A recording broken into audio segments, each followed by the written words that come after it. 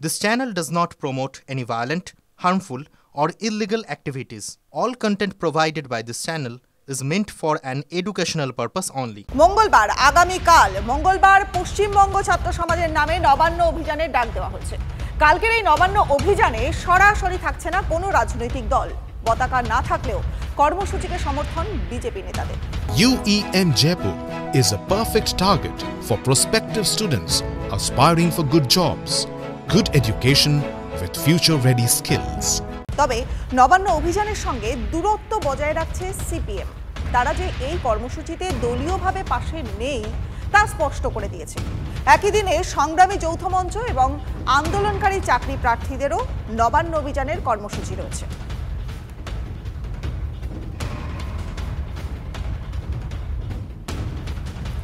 আবার কালই রয়েছে ইউজিসির নেট পরীক্ষা। পরীক্ষার্থীদের সেন্টারে পৌঁছে দিতে সব রকমের ব্যবস্থা করা হচ্ছে। রাস্তায় মোতায়েন থাকবে পর্যাপ্ত পুলিশ বাহিনী। অসুবিধায় পড়লে পুলিশের সাহায্য নেওয়ার আবেদন জানানো হয়েছে। ছাত্র সমাজের অধিকার আছে অভিযান করার। যদি না শোনে তৃণমূল সরকার, নবান্ন কেন সব জায়গায় যেতে পারে। ছাত্র সমাজের অধিকার আছে। আজ পর্যন্ত বাংলার মুখ্যমন্ত্রীর একবারও মনে হলো না তাদের সঙ্গে আলোচনায় বসা দরকার। এইভাবে তিনি বাংলার শিক্ষক সমাজকে অপমান করেছেন, যাদের চাকরি কেড়ে নিয়ে তাদেরকে পথে বসিয়েছেন। এইভাবে পশ্চিমবঙ্গের স্বাস্থ্য ব্যবস্থাকে ধ্বংস করে সেখানে পথে বসিয়েছেন এবং তিনি তার বহাল তবিয়তে শাসনে থেকে যা খুশি তাই করবার তিনি লাইসেন্স আদায় করেছেন। এর প্রতিবাদ হতেই হবে, সে পথ যাই হোক না কেন। দেখুন, ওটা কোনো সাধারণ ছাত্ররা নবান্ন অভিযানের ডাক দেয়নি। নবান্ন অভিযানের ডাক দিয়েছে সরাসরি বিজেপি। শুভেন্দু অধিকারীর নেতৃত্বে নবান্ন অভিযান হবে। কিন্তু এখন বিজেপি এটা জানে যে পশ্চিমবাংলার ছাত্র সমাজ, সত্যিকারের যারা পশ্চিমবাংলার ছাত্রছাত্রী, তারা বিজেপি বিমুখ একটা সত্তা। পশ্চিমবাংলার বেশিরভাগ কলেজ ইউনিভার্সিটিতে পড়া ছেলেমেয়েরা তারা বিজেপিকে আরএসএস কে পছন্দ করে না। এমতাবস্থায় সরাসরি এবিভিপির নাম করে ডাকলে কোনো ছাত্র পাত্তা দেবে না। তাই তারা ছাত্র সমাজ বলে একটা বায়বীয় একটা শব্দকে ব্যবহার করে এটা ডেকেছে। এবং তারা এমন ছাত্র সমাজ, আগামীকাল নেট পরীক্ষার দিন যারা ছাত্রদের নাম করে অভিযান ডাকতে পারে, এর থেকে বোঝাই যায় যে তারা কি ধরনের ছাত্র। এখন এই যে আরজি করে দর্শনকাণ্ড, তাই নিয়ে বহু প্রতিবাদ হচ্ছে, প্রতিবাদ হওয়াটা জরুরি। কিন্তু বিজেপির বা এবিভিপি যদি সৎসাহস থাকতো, ওরা নিজের নাম করে ডাকতো। এরকম ভাবে মানে কি বলবো, মানে মুখ লুকিয়ে এই ধরনের অভিযানের গল্প শোনাতো না। পশ্চিমবঙ্গ ছাত্র সমাজের ডাকে যে আন্দোলনের ডাক দেওয়া হয়েছে, আমাদের রাজ্য সভাপতি, আমাদের বিরোধী দলনেতা দুজনেই বলেছেন যে পশ্চিমবঙ্গের আগুয়ান ছাত্র সমাজের জন্য আমাদের শুভেচ্ছা সমর্থন রইল। কোনো প্রয়োজনে যদি কোনো রকমের তাদের আন্দোলন করতে গিয়ে তাদের সমস্যার মধ্যে পড়তে হয়, সমস্ত রকমের সহায়তা আমরা তাদেরকে দেব। কিন্তু সরাসরি ভারতীয় জনতা পার্টি প্রত্যক্ষ বা পরোক্ষভাবে ভারতীয় জনতা পার্টি এই আন্দোলনের সঙ্গে নেই। বেসিক্যালি আপনারা দেখেছেন যে ছাত্র সমাজ ডাক দিয়েছে, সমাজ মাধ্যমে তা ছড়িয়েছে, সেটাকে নিয়ে একটা তৈরি হয়েছে, আবহ তৈরি হয়েছে। সেই আবহের ভিত্তিতে আন্দোলন হচ্ছে। এর সঙ্গে ভারতীয় জনতা পার্টির কোনো যোগ নেই। আগামীকালের জন্য একটা ভয়ঙ্কর প্লট তৈরি। নবান্ন অভিযানের আগে সাংবাদিক বৈঠক করে তীব্র আক্রমণ করল তৃণমূল। আন্দোলনের পিছনে রয়েছে বিজেপি, আরএসএস এবং সিপিএম। দাবি কুণাল ঘোষের। ভিডিও দেখিয়ে তৃণমূলের দাবি বহিরাগত এনে নাশকতার ছক চলছে। পুলিশের পোশাক বানিয়ে অশান্তির চেষ্টা চলছে। আদৌ কি শান্তির আন্দোলন হবে? আদৌ শান্তির আন্দোলন হবে না। আর এটা থেকে আবারও নতুন করে পিক আপ নেবে, গুলি চলবে, এখানে রবার্ট বুলেট চলবে। রবার্ট বুলেট আমার মনে হয় না ওরা বুলেট চালাবে, কারণ ওরা কিন্তু একটা জিনিস বুঝেছে, কিন্তু এরা চালাতে বাধ্য করাবে। মানে যারা যাবে এখানে একটা ভেতরে বিরাট রাজনীতি চক্র চলছে। এইটা থেকেই হয়তো একটা অন্য কিছু মোড় ঘুরে গেলে ঘুরে যেতেও পারে। বডি যদি না পড়ে, দু একটা লাশ যদি না থাকে, আপনি কি মনে করেন মোড় ঘুরতে পারে? অবশ্যই, যদি না বডি না পড়ছে কোনোদিনও মোড় করবে না। বডি পড়তে দেবে। আর আমাদের ধারণা বডি ওখানে পড়বেই। 27 তারিখ ওইটা না হলে ধরার চান্স না। একটা দুটো বডি যদি না পড়ে কিচ্ছু আপনি লড়বেন কি নিয়ে? এরপরে ফাদ্দার ইস্যুটা কি হবে আপনার? আপনি তো ওখানে আন্দোলন করলেন, চলে আসলেন, ফাদ্দার ইস্যুটা কি হবে? আমি তোমাকে মারবো, হ্যাঁ, এটা কিন্তু যত মেরে ফেললে কিন্তু আর আপনার ভয়টা কেটে যাবে একদম। মারবো করে যদি ছুটায় এখন, হ্যাঁ, তাহলে কিন্তু কাজ। এখন হচ্ছে মানে পরিষ্কার কথা হচ্ছে যেটা, সেটা হচ্ছে আপনি যখনই দেখবেন লোকগুলো যে পুলিশের গুলিতে একটা বডি পড়ে যাচ্ছে। আজকে ধরো সিপিএম ফরওয়ার্ড ব্লক একসঙ্গে থেকে, ফরওয়ার্ড ব্লক হচ্ছে তোমার সিপিএম এর বিরুদ্ধে, বামফ্রন্টের বিরুদ্ধে গিয়ে কিন্তু তোমার হচ্ছে যে আন্দোলন করতে গিয়ে 5টা ডেড বডি, 5 জনকে গুলি করছে, মনে পড়ছে? একদম।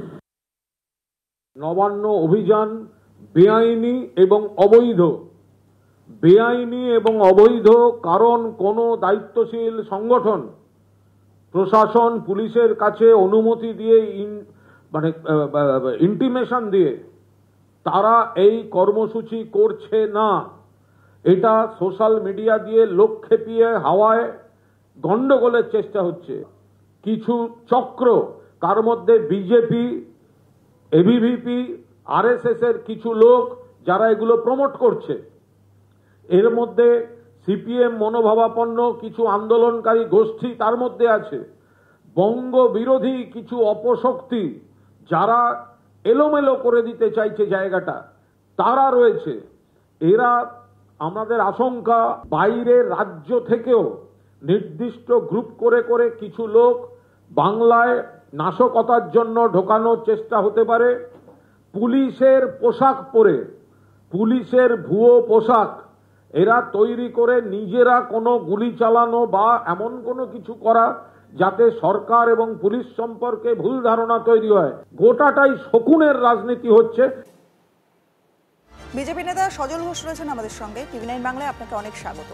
সজলবাবু, দেখুন, কুণাল ঘোষ সাংবাদিক বৈঠক করেছেন এবং সেখানে একটা ভয়ঙ্কর প্লট তৈরির কিন্তু কথা বলছেন তিনি বলছেন যে বিজেপি, আরএসএস এবং সিপিএম এরা মিলিতভাবে এমন একটা পরিস্থিতি তৈরি করতে চলেছে যে বহিরাগতদের এনে নাশকতার ছক করতে চলেছেন এবং পুলিশের পোশাকে নাকি, মানে পুলিশের ভুয়ো পোশাক বানিয়ে অশান্তির চেষ্টা চলছে। আপনার কি রিঅ্যাকশন? তা হচ্ছে, আমার মনে হয় ও তো মদন মিত্র হয়ে গেল কিনা আমি জানি না, আর তা না হলেও রাতে ঘুম হয়নি, ও যে ধরনের কথা কনস্ট্যান্ট বলে গেল। আর এটাই আমি খুব আশঙ্কিত হলাম ওর এই কথাটা শুনে, ভুয়ো পুলিশের পোশাক পরা একদল লোক আসবে, ভুয়ো পুলিশের পোশাক পরা একদল লোক আসবে, এটা কিন্তু আমরা শিওর হয়ে গেলাম। হ্যাঁ, যদি ভুয়ো পুলিশের পোশাক পরে লোক আসে, নিশ্চয়ই আজকে ক্যামেরা, আজকে এত কিছু, এগুলো থেকে আইডেন্টিফাইড হবে এবং তারা বাঁচতে পারবে না। এই কুণাল ঘোষের কথার কোনো মূল্য নেই।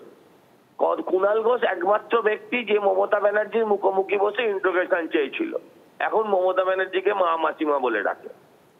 এই লোকের কথার কোনো মূল্য নেই। আতঙ্ক ছড়াচ্ছে, আতঙ্ক ছড়াচ্ছে। আমি এটাই বলতে পারি, ভুয়ো পুলিশের পোশাক সেটা ওরা নিয়মিত পরায়। সিভিক ভলেন্টিয়ারকে ওরা র্যাফের পোশাক পরিয়েছে, অনেকবার আইডেন্টিফাই করা হয়েছে তাদের। এবারে হয়তো সে ধরনের কোনো পরিকল্পনা আছে। এরা কি বলছে, কি মাথা ঠিক আছে নাকি? এখানে ভালো ডাক্তার দেখান না ধরে নিয়ে গিয়ে আপনারা সাংবাদিক সম্মেলন না করে সকলে সম্মিলিত ভাবে একে একটু ভালো ডাক্তার দেখানোর ব্যবস্থা করুন।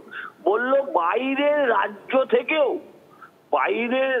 থেকেও লোক আসবে, বাইরের রাজ্য থেকে লোক আনা হবে, কারণ এই রাজ্যে গন্ডগোল পাকানোর জন্য। ওর মাথা পাতা ঠিক আছে? গ্যাস মাথায় উঠেছে আমার ধারণা। বেশ, অনেক ধন্যবাদ আপনাকে। কথা বললাম বিজেপি নেতা সজল ঘোষের সঙ্গে। সিপিএম নেতা সুজন চক্রবর্তীও রয়েছেন আমাদের সঙ্গে। সুজনবাবু, যে ভয়ঙ্কর প্লট তৈরির কথা বলছেন কুণাল ঘোষ, এটা কতটা যৌক্তিক?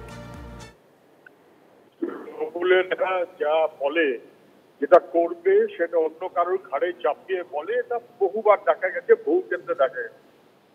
ফলে একটা কোনো প্লট তৃণমূলের পক্ষ থেকে হয়েছে এটা ধরে নেওয়া যায় বলে আমার মনে হয়। পুলিশকে বা পুলিশের পোশাক পরিয়ে লোক ইত্যাদি তো তৃণমূল অভ্যস্ত। ইলেকশনের সময় একাধিকবার অভিযোগ এসেছে, যাদের বলেছিল সিভিক পুলিশ, তাদের আর পুলিশ শব্দটা তুলে দিয়ে সিভিক ভলান্টিয়ার বলেছে।